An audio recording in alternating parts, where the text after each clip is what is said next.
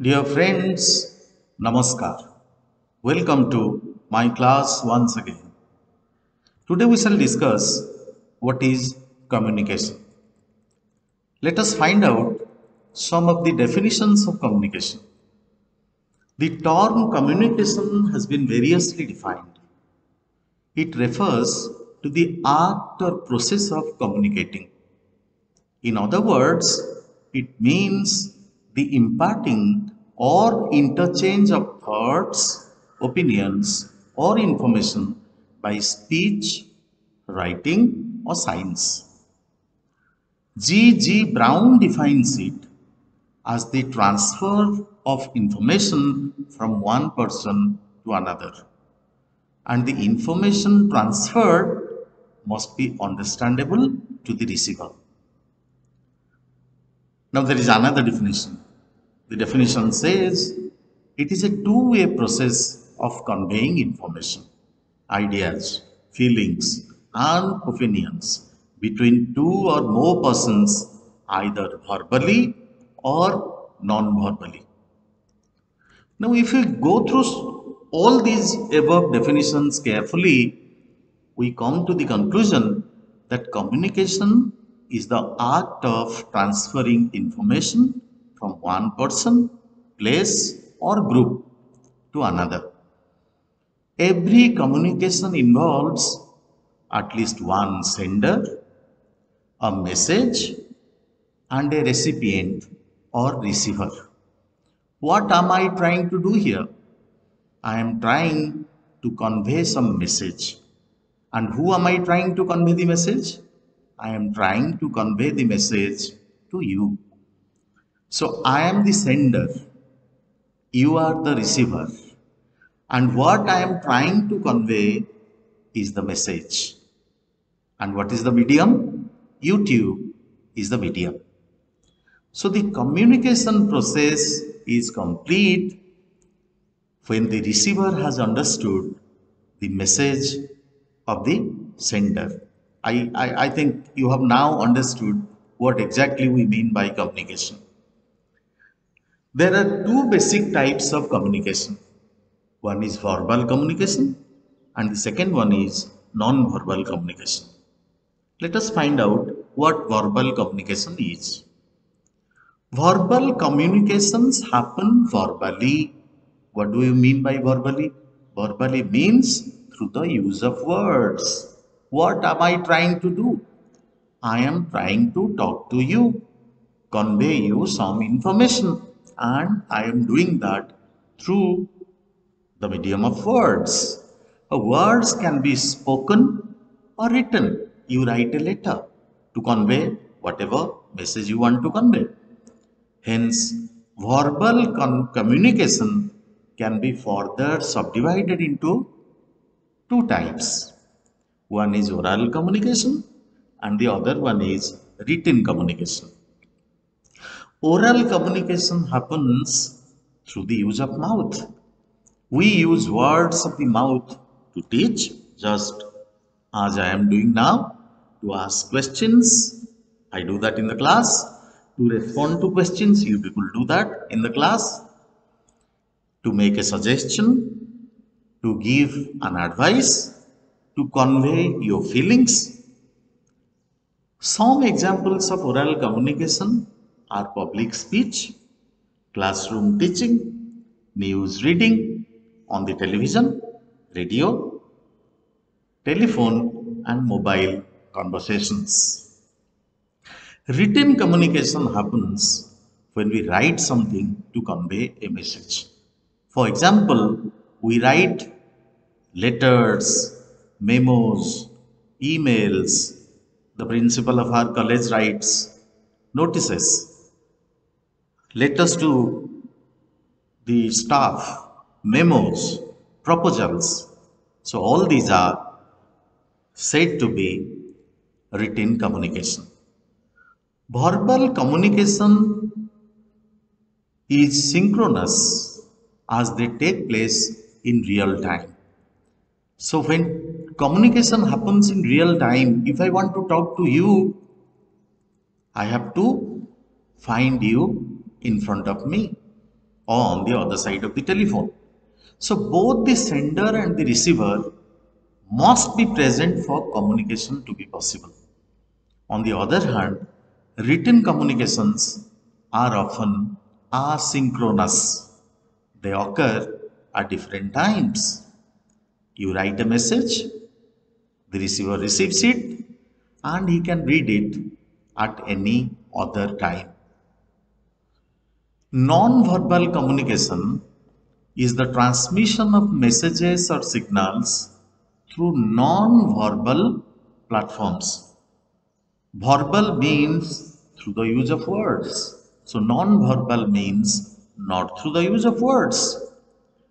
So eye contact, facial expressions, gestures, movement of your hand and feet, postures, the way you stand, the way you conduct yourself, the way you sit in front of the interviewers, they tell a number of things.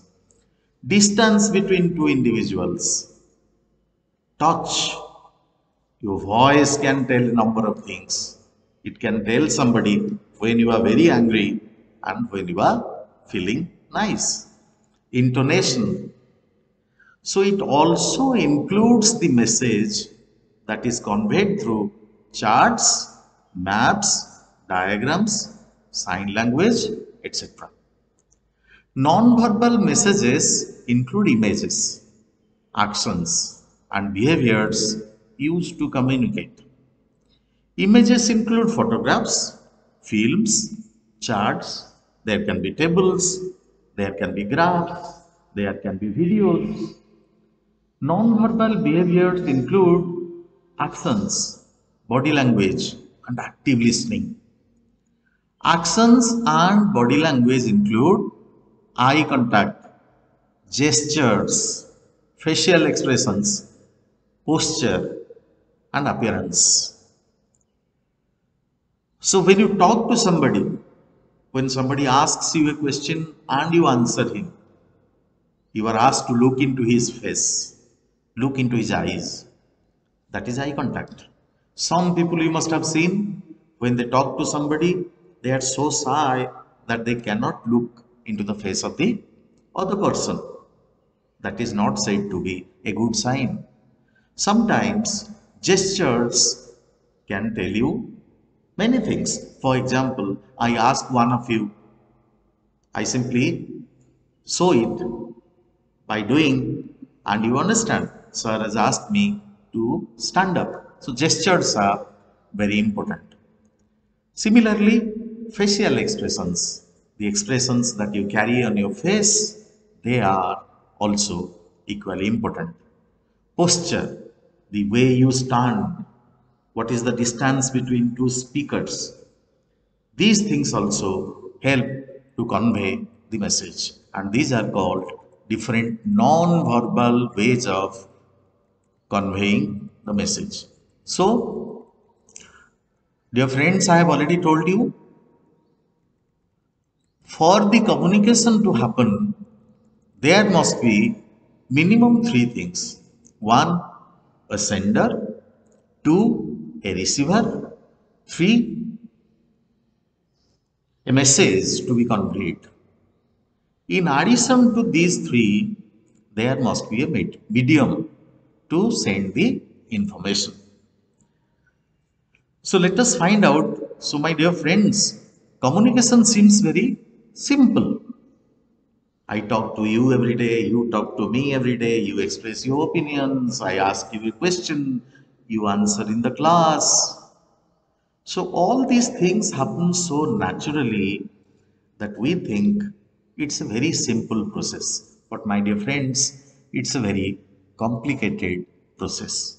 Let us find out who are the different people, or what are the different things involved to make this communication a successful one. There must be a sender. Who is the sender? The person who intends to convey the message. When I talk to you, I am the sender. So there must be another individual, or as it happens in the class, there is a group. to whom I am trying to convey some message. This is the first point. So sender is one. Second one is ideas. This refers to the subject matter of communication. The sender must have some opinion, feeling, views, orders, suggestions, questions, or comments that could be conveyed to the other people. Now, if I come to the class, I sit silently without doing any conversation, without doing any talking, communication will not be possible because I don't have any ideas. I don't have any messages to convey. So without messages, how can I communicate? When I say something, my dear friends, I encode that. I use certain codes. So encoding means to transform the ideas into words, symbols, pictures, diagrams, gestures. It is a method to provide a concrete shape to the message. The purpose of encoding is to translate internal thoughts into a language or code that the receiver of the message can understand. So what I do when I decide to convey some message to you, first of all, I encode my message. Suppose I want to talk to you in English. So when I talk to you in English, I encode my ideas in English. And then there is a channel. There is a medium. This channel is the medium used for transmission of information or message from sender to the receiver. Now, telephone can be a medium, mail through the post can be a medium, internet can be the medium. You send an email to somebody, okay? Email is a medium, radio is a medium, television is a medium, newspaper is a medium, WhatsApp is a medium. So these are the different media which you have. Channel for sending the message can be different, basing on the messages to be conveyed. For example, an accident takes place. I want everybody to know that there is an accident has taken place. So newspaper is there. So I took the help of the newspaper. A friend of mine has gone missing. I want everybody to know that my friend is missing and I want everybody's help in finding out my friend. So newspaper is the medium. Television is the medium where I post an advertisement. So channel for sending the message can be different basing on the type of message that is to be conveyed. Then there must be a receiver. Without receiver, no communication is possible. And who is the receiver? Receiver is a person or a group of persons to whom the sender sends the message. So when the teacher talks in the class, when the teacher discusses something in the class, there must be some people to receive the information. Can I be sitting in a class? Can I be talking in a class without any students sitting in front of me? Impossible. In that case, who am I talking to? Who am I sending the message to? Without receivers, communication has no meaning. So, receiver is a person or a group of persons to whom the sender sends the message. In case of a telephone conversation, the receiver can be one person. You talk to a friend of yours, you ring up a friend, you ring up your grandmother, you ring up your grandfather, you say, ring up your father. So, in this particular case, the receiver is one person. But in a debate, in a discussion, in an argument, in a class, in a conference, the speaker speaks to an audience, speaks to many people at the same time. So receivers can be many. And what is the next step? When the receiver receives the message, he decodes that. The sender encodes the message while he tries to convey it to the receivers. It goes through a particular medium and it reaches the receiver. The receiver on getting the message tries to decode it.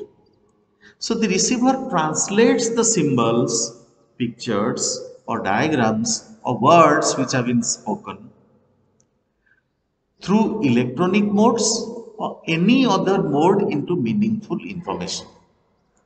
It is correct decoding that leads to correct understanding of the message. Now suppose I talk to all of you in French. I have the knowledge of French language, but you don't have the knowledge of French language. Will you be able to decode? How can you decode the message? Impossible. I talk in a language which you do not know, so obviously decoding cannot take place. I show you a picture which you cannot understand, then in that case also decoding becomes impossible. So I must use a medium, I must use a kind of coding. I must transform my information through such codes which the receiver can decode. I have already told you, my dear friends, communication is possible when the receiver receives the message and when he understands what the speaker is speaking. So if the receiver doesn't understand what the sender is speaking, then communication doesn't happen. At times, my dear friends, there is noise which prevents successful communication from taking place. It includes the factors that hinder is to prohibit, is to stop meaningful communication, successful communication. It interferes with effective communication and reduces clarity of the message. Suppose you was just standing outside the class. Usually, we have a large number of students moving about on the corridor. If I try to convey some message to you, can you hear it correctly? Perhaps not.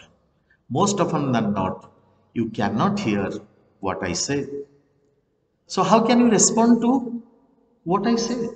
It becomes difficult on the part of you.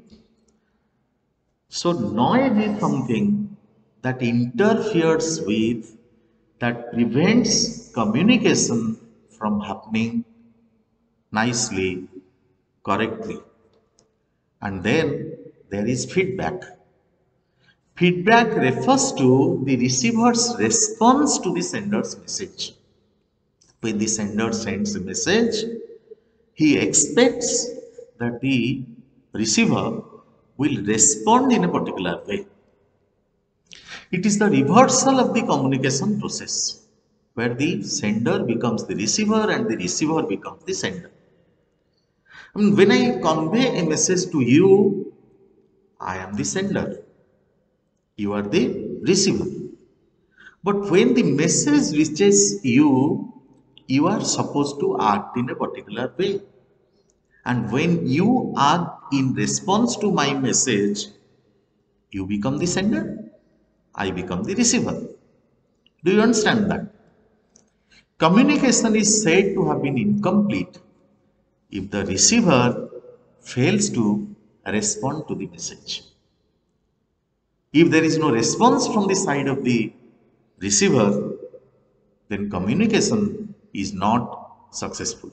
So my dear friends, in this video we have discussed what is communication,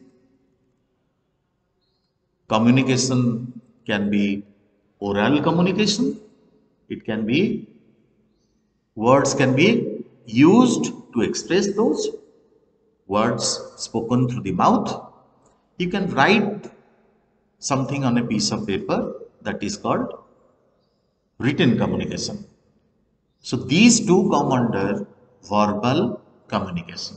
Communication can be verbal communication. It can also be non-verbal communication. Verbal communication can be oral communication or written communication.